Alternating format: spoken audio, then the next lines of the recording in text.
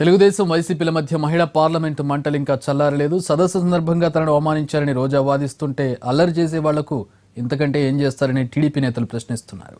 చంద్రబాబుకు ఆడవాళ్ల గురించి మాట్లాడే హక్కు లేదని రోజా వాదిస్తుండగా ఆమె ట్రాక్ రికార్డ్ ఏంటో అందరికీ తెలుసు అంటున్నారు తెలుగుదేశం నేతలు. మరి ఏ విధంగా మహిళా సమస్యల మీద మాట్లాడే ఏ ఒక్కరిని కూడా ఆ మీటింగ్కి రానికుండా మరి తన ప్రభుత్వాన్ని ఎవరైతే పొగుడుతారో ఎవరైతే భజన చేస్తారో అలాంటి వాళ్ళని మాత్రమే ఆహ్వానించుకొని ఆ సదస్సు ఎలా నిర్వీర్యం చేశాడో మనందరం కూడా కళ్ళారా చూసాం. మరి ఆ జాతీయ మహిళా సదస్సు కేవలం తమ కుటుంబ సభ్యులకి పరిమితం చేసి ఒక కిట్టి పార్టీలాగా మార్చేసిందని జాతీయ మీడియా కూడా ఏకేస్తే నిస్సిగ్గుగా మీడియా అమ్ముడుపోయింది అని చంద్రబాబు నాయుడు చెప్పడం ఆయన దిగజారుడు రాజకీయాలకి నిదర్శనం కూడా ఈ సందర్భంగా తెలియజేసుకుంటున్నా.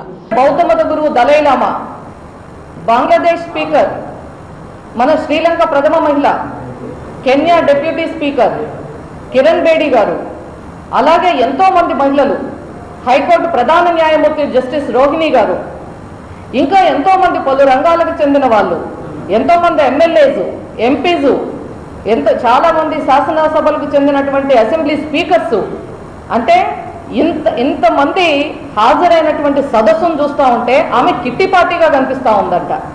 చంద్రబాబు నాయుడు గారి కనుసన్నల్లో ఆయన ఆజ్ఞ మేరకు ఏది మంచిది ఏది చెడు అని కూడా ఆలోచించకుండా చట్ట ప్రకారం నడుచుకోవాల్సిన డీజీపీ గారు మరి ఈ విధంగా చేయడం అనేది చాలా బాధేసింది నాకు.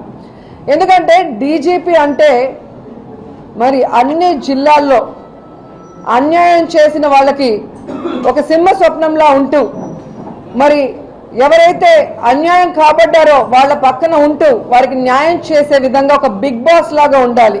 కానీ చంద్రబాబు నాయుడు గారికి బానిసలాగా పనిచేయటం అనేది చాలా దురదృష్టకరం. ఏపీ పోలీస్ అంటే ఒక ప్రైడ్ ఆఫ్ ఇండియాగా చెప్తారు.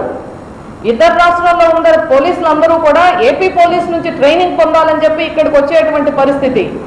ఈ ప్రైడ్ ఆఫ్ ఇండియాగా ఉండేటువంటి ఏపీ పోలీస్ అధికారుల్ని బౌన్సర్లుగా అభివర్ణిస్తుంది. అంటే ఒక వ్యవస్థ మీద గౌరవం లేదు. ఈ విధంగా మాట్లాడటం మూలంగా పోలీసుల యొక్క మనోభావాలని దెబ్బతినే విధంగా ఎవరైతే రోజా మాట్లాడుతుందో ఈ రోజు పోలీసు వ్యవస్థకి కానీ పోలీసు అధికారులందరికీ క్షమాపణ చెప్పాలి. చంద్రబాబు నాయుడు గారే ఆయన సమర్థించుకున్నారు. పోలీసులు చేసిన చర్యలు నేను సమర్థిస్తున్నాను, నా ఆజ్ఞ మేరకే మిమ్మల్ని రానియకుండా చేశారు అంటే అసలు చంద్రబాబు నాయుడు ఏంటి? ఆయనకి మనం పని చేయాల్సిన అవసరం ఉందా, లేదా మనం చదువుకున్న చదువు చట్ట ప్రకారంగా మనం పని చేయాలనేది డీజీపీ గారు కూడా ఆలోచించుకోవాల్సిన అవసరం ఉంది.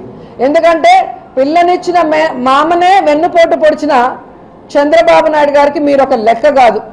తను చేసిన తప్పుడు పనితో ఓటు నోటు కేసులో ఇరుక్కుపోయిన చంద్రబాబు నాయుడు ఆ తప్పుని పోలీస్ ఆఫీసర్ అనురాధ మీద రుద్ది ఆవిడ్ని ఎలా ట్రాన్స్ఫర్ చేసేసారో కూడా మీరు తెలుసుకోవాల్సిన అవసరం ఉంది. ఎండగా గొడుగు పట్టడం ఆమె ట్రాక్ రికార్డ్, ఏ రోడ్డుకి ఆ పాట పాడటం ఆమె ట్రాక్ రికార్డ్.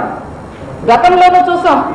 అప్పుడు తెలుగుదేశం పార్టీలో ఉన్నప్పుడు రాజశేఖర్ రెడ్డిని శనీశ్వరుడు, ఇతను ఉన్నంత కాలం ఉపద్రవాలు వస్తాయి, ఇక్కడ పంచగడతాడు రైతులాగా, ఢిల్లీ వెళ్తే సూటు బూటేస్తాడు, ఇతనికి మహిళల పట్ల ఎంత వివక్ష ఉంది. ఆ రోజు ఆయేషా అత్యాచారం జరిగినప్పుడు కానీ, ఆ తర్వాత వాకపల్లిలో గిరిజనుల పైన అత్యాచారం జరిగినప్పుడు కానీ, మరి మనము వరంగల్లో జరిగినటువంటి సందర్భం కానీ, అటువంటి సమయంలో రాజశేఖర్ రెడ్డి మీద ఎన్నో మాట్లాడినటువంటి ఈ రోజాకి కనపడలేదా? అప్పుడు ఎలా ఉంది?